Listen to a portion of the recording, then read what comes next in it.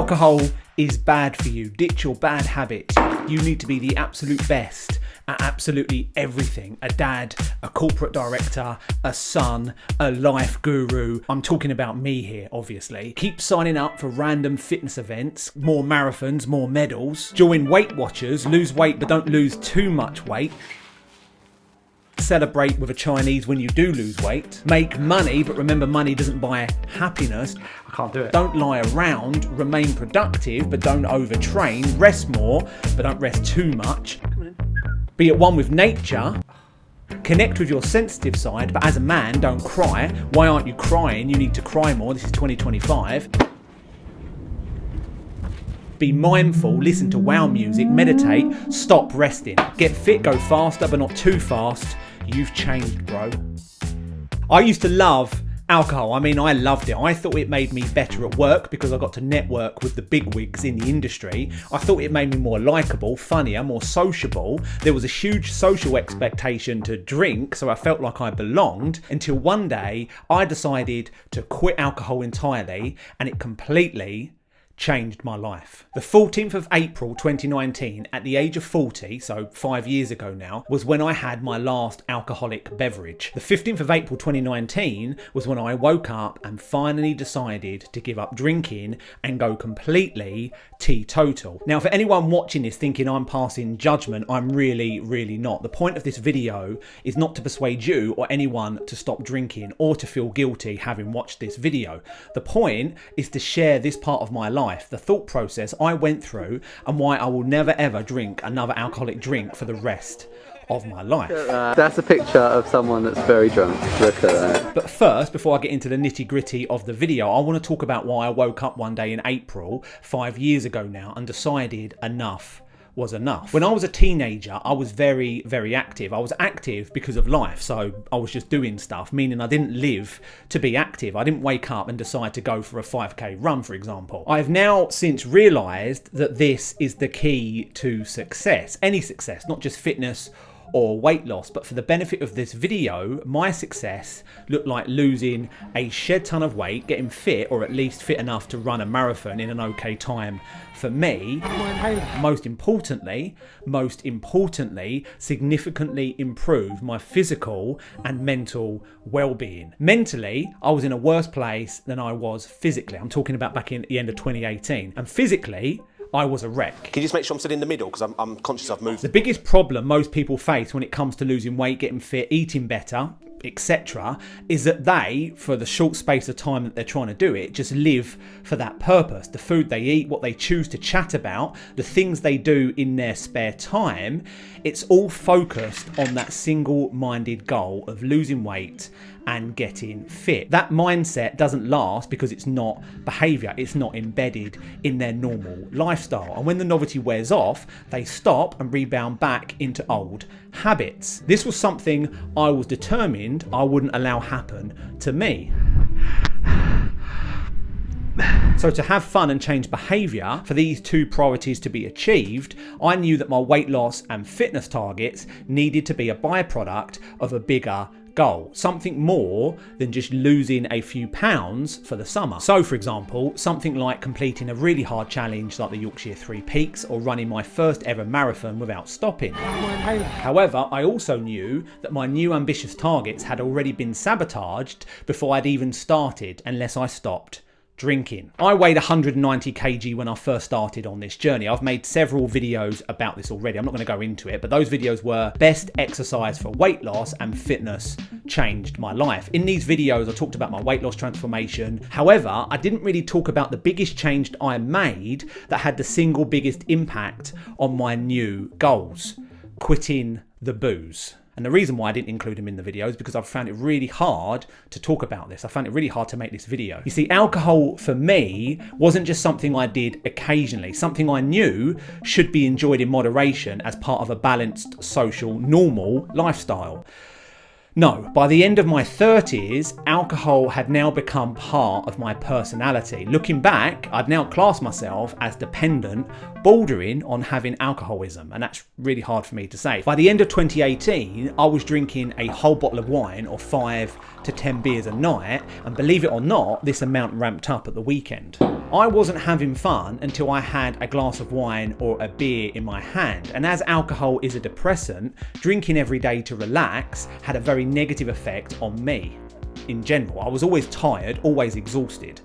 I lived with constant hangovers thinking it was normal. I didn't sleep well and I always felt down all of the time. I knew in my heart of hearts that alcohol had to go, and this decision is single-handedly the best thing I have ever done. Now, I've already mentioned this. I've been writing the script for this video for well over a year now. I've deleted and rewritten it multiple times because there is a stigma to admitting that I had a problem, I had an issue. In my life, in my extended family, you do not talk about things like this. Having a lot to drink is not a weakness, it's a part of life. In fact, at work, in my old well-paid corporate career, it was literally a part of my job. And I want to wish you all the best in your careers moving forward. Thank you. Perfect. Happy? It was a badge of honour to get absolutely annihilated at a weekly networking event and then turn up as normal the next day as if it was nothing. There was one person though, one person in my life, Tracy. Do you want one really good one? Yeah. I've got one really good one in me. Okay.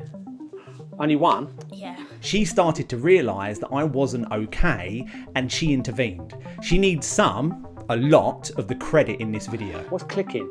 My shoulder. Oh, crikey. All right, That well was done. 20. All right, good job. Now, last year I made a video where I talked about why I am vegan. That subject, in comparison to this video, was easy to talk about, as being vegan didn't define me. That wasn't a problem. For some reason I don't completely understand, telling people, especially strangers on the internet, that I am a vegan is a trigger. That was a lifestyle and diet choice, and making a slip there wouldn't end my fitness and weight loss journey. It wouldn't derail my entire life. The subject of this video, alcohol or giving up alcohol, was an absolute necessity. I wouldn't be the fitness beast I am now, tongue in cheek, if I hadn't turned teetotal back in April of 2019. I certainly wouldn't have lost over 102 kilograms over the past 5 years at the point of making this video. If I didn't make this change to completely quit alcohol, then not only would I not have achieved all the things that I've achieved from a fitness and weight loss perspective, but I was also actively and systematically destroying my health and mental well-being in the process of trying to fit in and feel okay. To say this has been a battle over the last 5 years, or at least for the first year of quitting, is an understatement. I've attempted to run 100k several times. I've completed multiple marathons, hundreds of 10k and 5k events. My biggest challenge by far, above and beyond all of these other challenges, was doing a U-turn and completely giving up alcohol cold turkey. We live in a society, especially in the UK, that has a big drinking culture. Now, I'm not saying that this is right or wrong. I'm not anti-drinking. I'm not anti-drinking at all. I'm just anti-drinking for me for two reasons. First, because I can't simply drink in moderation. I know my limitations. I can't just have 1 or 2 beers once a week. If I have a drink now, if I went to the pub now, even after 5 years, I know I'd probably end up drinking to excess. I'm smart enough to know that's really not healthy. I do not have a healthy relationship with alcohol. So I've decided never again. The second reason is I know the consequence of drinking. I knew alcohol was a depressant. I'm naturally a very motivated and positive person. Yes! Come on! I knew the cycle of drinking, the poor sleep patterns, the constant hangovers were not only destructive to my body, my liver, but also to my mental well-being. I got to the point, specifically towards the end of my 30s, where I drank more and more to avoid those negative feelings than I did for fun or for social reasons. And if I was stressed at work, when I got home, I had a drink to relax. If I was anxious about life, I had a drink to calm down. If I wanted to switch off and decompress from those long days at work, you get the point. A drink was the solution. The byproduct of this lifestyle, the byproduct of these choices I was making, was an ever-decreasing circle of hangovers and demotivation. Forget my audacious fitness challenges. I got to the point that I didn't want to do anything, let alone run a long way. The day I eventually decided that I was going to get fit and shift as much of the 190 kg weight as possible, I did two things. First class. I signed up for a 100k walking event because obviously I couldn't run it. I've carried this for 100k. Wow. But I knew it would scare me into making fitness changes. I knew it would scare me into doing some training, and I attempted for the first time to completely give up alcohol and go teetotal. My first target and my first significant behavioural change all rolled into one. Before, when I went to bed, I'd pass out only to wake up a few hours later with a headache. I'd then spend the rest of the night in and out of broken sleep, never really getting that nice deep sleep we all need to feel rested and refreshed. And I never slept more than 6 hours a night. I did this for years to the point where I thought this was normal. And when I did eventually quit alcohol in 2019 for the final time, the initial few weeks were very hard mentally, but my sleep went from almost non-existent to sleeping like a baby all night. Good morning. I still remember sleeping one night for over 10 hours and how amazing it felt the next day. I didn't realise how much I didn't sleep, and this was a game changer for me. I now felt better mentally and physically. I had significantly more energy. I was able to now, with a clear mind, free of booze and hangovers, focus on the things that were important to me. It seems silly to say this now, but this was the point I realised that alcohol was terrible for me and was the cause of most of my problems. People talk about empty calories in food. Alcohol is truly empty calories. We do not need alcohol to survive or even thrive. We do not give alcohol to our kids for obvious reasons.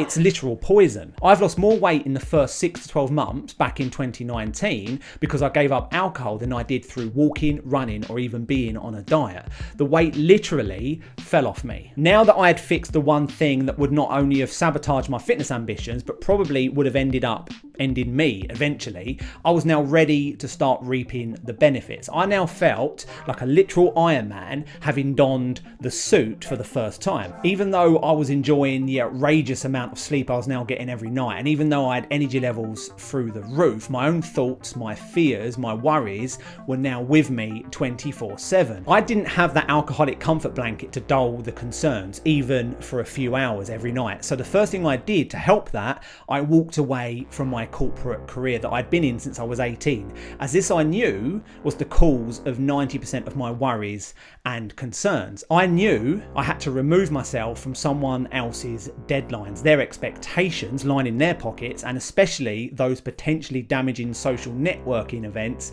where being teetotal made me a social leper. I was smart enough to know that if I had any hope of succeeding in this, I had to remove myself from all social interactions that put me in a position where I would be expected to drink or be judged for not drinking. Initially, this was really hard. My friends and family wanting to know why I had suddenly stopped wanting to socialise with them, and after months of false sobriety, living like a monk on a vow of poverty, I returned to those social situations, parties, pubs, weddings, where I was offered drinks. And then the real test started. Anyone can not drink if they're sat in their own living room. Being in those social environments was the real test. Explaining why I'm not drinking as I stand there with a coffee or a can of Coke or a can of Diet Coke with a straw in it like a 5-year-old was really tough. My favourite comment in these situations was always, "Why aren't you drinking? Are you ill?" The truth, Susan, if you want the truth, I'll tell you. No, I'm not drinking because I have a major dependency problem, and now it's taken every ounce of self-control not to drink the bar dry, and the only reason I'm here is because I have to be, risking everything in the process. Which is a bit of a mood killer, so I just went with dry January in it. However, I think they saw through my ploy when I was still saying that in July. But by then, they'd given up trying to make me drink and they moved on. I'd got boring. Because I was sleeping significantly better, my concentration levels went through the roof. I was now able to get things done. I procrastinated a lot less and I was distracted a lot less. Just over a month to race to the stones. I could now focus on our new family business and my newish YouTube channel. Doing things for me was a lot of fun. I also got to focus a lot more time with the family, doing stuff outside with them. That feeling of low mood and the constant cloud of gloom that alcohol gave me eventually disappeared, and I started to get excited about new challenges, about my fitness goals and about my YouTube videos. What kept me going was that initial feeling like a cloud had been lifted, and then the massive weight loss that I was experiencing. because I wasn't consuming anywhere near the volume of calories that I was before. Quitting booze and going fully teetotal was the building blocks, the foundation stone to everything else that came afterwards. I'm still not finished, but that's yet to come. Shit. I'm still not finished. I still have a long way to go to achieve everything that I want to achieve this year, next year, and onwards. But I did the right thing. My days are no longer filled with trying to distract myself from booze or the feeling of needing a drink. In all honesty, I never really think about drinking anymore. Instead, I now have clarity of mind to want to do more with my spare time, not just running and cycling, but I've recently started reading for the first time since my 20s. This, for most people watching this video, doesn't sound like a big deal, but for me, it really is. To have the mental peace of mind, to have the calm concentration, to be able to sit down and read a book is huge for me. I also have significantly more time for my 2 kids and of course Tracy, and when I am with them, I'm always present. And then the final thing I'm enjoying, me trying to do a sad face, is how much money I've saved these past 5 years. I can't do crying. I'm not a very good actor. Not only is booze bad for your physical and mental health, it's really bad on your bank balance. So now I spend that saved money on ridiculously overpriced toys like indoor trainers and expensive cameras. If Tracy is watching this, it's spent on family holidays, of course. I can't do it. And then the last question I'm going to leave you on is, will I ever drink again? And this won't come as a surprise, mainly because I've answered it already. No, I won't. In the same way that I wouldn't ever gamble my family's life savings at the roulette wheel, I wouldn't ever want to gamble everything I've been able to achieve these past few years just for a fleeting feeling of whatever that feeling is that booze gives us. I just want to say thank you for watching this video. I hope I've made it enjoyable to watch, as I know it's a difficult subject to talk about. It's probably a difficult subject to listen to. I'm just pleased I was finally able to finish this and get something out there. See you in next week's video, guys. Thanks for watching.